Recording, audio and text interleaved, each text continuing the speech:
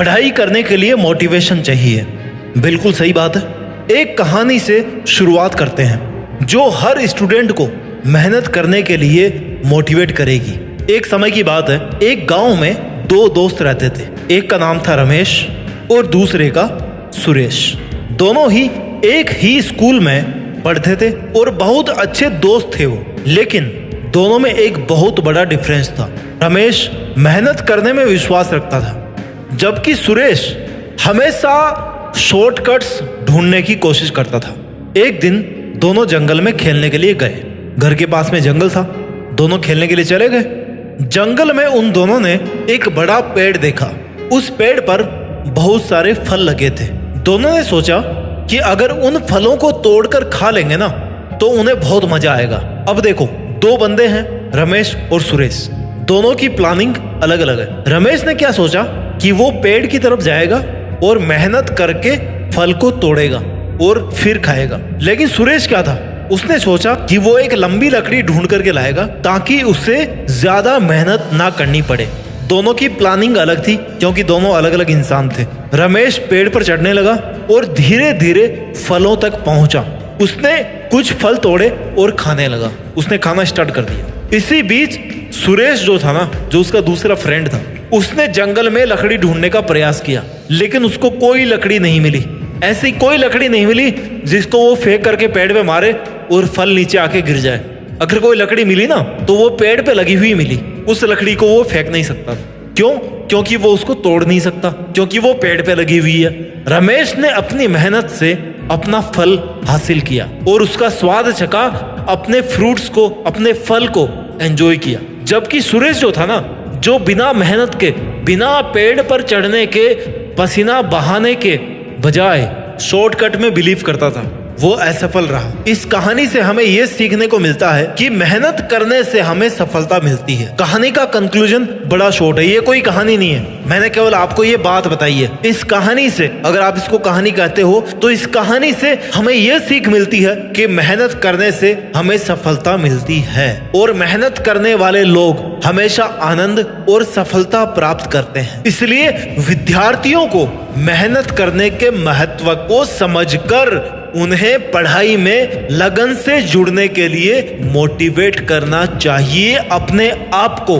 Because बिना मेहनत के ना कुछ नहीं मिलने वाली। अगर आज आप स्टूडेंट हो और मान लो फॉर एग्जांपल मैं आपकी उम्र को मान के चलता हूँ, आप 15 से 25 साल के बीच में होंगे, है ना, इससे थोड़ा सा प्लस माइनस होंगे। आपके पेरेंट्स ने आपके ऊपर बहुत मेहनत करी है आपको इस लेवल तक लाने के लिए। आप जो आज अपने रूम को बंद करके पढ़ाई करते हो ना, अपने कंप्यूटर को खोल करके उसके सामने पढ़ने की जो एक्टिंग करते हो, अपनी बुक्स को खोल करके पढ़ने की जो एक्टिंग करते हो ना, I am right my dear, acting करते हो। ऑनेस्टली अगर पढ़ते ना तो आज पढ़ाई करने की जरूरत नहीं पड़ती। लेकिन फिर भी चलो मान लो आप अपनी जगह पे ईमानदार हो, आप ठीक से पढ़ाई कर रहे हो, तो आपको अपने माँ बाप के एथिक्स से, यानी कि आपके माँ बाप कैसे हैं, हर किसी के माँ बाप अच्छे होते हैं। क्यों? क्योंकि उन्होंने अपने जीवन की मुश्किलों को देखा है, उन्होंने प्रैक्टिकली फेस किया अपनी लाइफ की मुश्किलों को।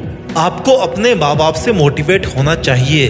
हर वो इंसान जो अपनी लाइफ में बहुत कुछ करना चाहता है, स्पेशली ये अगर वीडियो मैंने स्टूडेंट्स के लिए बनाया ना, जो स्टूडेंट्स अपनी लाइफ में बहुत कुछ करना चाहते हैं, उनको अपने माँ बाप की तरफ देखना चाहिए। उनके माँ बाप ने पुअर फाइनेंशियल कंडीशंस के बावजूद भी उनका पालन पोषण ऐसा किया है ना, जैसा ऐसा लगता देखकर कि जैसे मान लो किसी अमीर आदमी ने अपने बेटे का पालन पोषण किया है। अगर कोई माँ बाप अपने बच्चे का ऐसे पालन पोषण करते हैं तो उस बच्चे की क्या जिम्मेदारी होनी चाहिए? उसकी पहली जिम्मेदारी होनी चाहिए कि वो अपने माँ बाप के एफर्ट्स को पहचाने, क्योंकि जब तक वो अपने माँ बाप के एफर्ट्स को नहीं पहचानेगा ना, तब तक उसकी जिंदगी में कुछ नहीं होने वाला अच्छा। तब तक वो अपने माँ बाप की जो मेहनत है ना, उसका कर्ज नहीं चुका सकता। आप अपनी इंपॉर्टेंस पहचानिए, अपने माँ बाप की इंपॉर्टेंस पहचानिए, क्योंकि उन्होंने अपनी लाइफ में इतने स्ट्रगल्स देखे हैं, इतनी मुश्किलें देखी है, जितनी आप शायद अगले 50 साल तक नहीं देख पाओगे। अगर इस दुनिया में कोई भगवान का दर्जा ले सकता ना, तो वो है केवल आपके माँ बाप, यानी कि योर पेरेंट्स। बिकॉज वो आपको इस दुनिया में लेकर के आए हैं और उन्होंने आपसे ज्यादा मुश्किलें फेस की है और उनको आपसे जिंदगी को जीने का तरीका मालूम है। माँ बाप ना लाइफ में केवल एक बार मिलते हैं, दोस्त 1000 बार मिल जाएंगे, गर्लफ्रेंड बॉयफ्रेंड 1000 बार मिल जाएंगे, लक्ष्य 1000 बार मिल जाएंगे। 1000 लक्ष्य बना सकते हो आप अपनी लाइफ में, लेकिन माँ बाप जहां से आप पैदा हुए हो ना, उसको आप सेकंड टाइम भी क्रिएट नहीं कर सकते। वो केवल one and single only one incident है या घटना है इस ब्रह्मांड की जहां से आप पैदा हुए हो। उस चीज को आप दोबारा क्रिएट नहीं कर सकते। आपको अगर पढ़ने के लिए छोड़ा गया ना, तो आपको पढ़ाई करना है, इसमें कोई दूसरा ऑप्शन नहीं है। आपको पढ़ना है मतलब पढ़ना है यार, बिकॉज आप एक स्टूडेंट हो, और स्टूडेंट होने के नाते आपका क्या धर्म बनता है कि आपको पढ़ाई करना है। श्री भागवत गीता में अर्जुन का क्या धर्म था कि वो अन्याय के खिलाफ लड़ाई करेंगे, वो अधर्म के खिलाफ लड़ाई करेंगे। उन्होंने लड़ाई करी और उनका नाम आज तक आप जानते हो। आप स्टूडेंट हो, आपका नाम ये दुनिया कब जानेगी? जब आप पढ़ाई पर ध्यान दोगे। No pains no gains. Sorry, अगर आपको बिना दर्द किए रिजल्ट चाहिए ना, तो वो इस दुनिया में तो नहीं मिलने वाला, इस धरती नाम के ग्रह पे तो नहीं मिलने वाला भाई। कोई दर्द नहीं, कोई उपलब्धि नहीं, बहुत बड़ा यूनिवर्स है, चले जाना कहीं पे भी।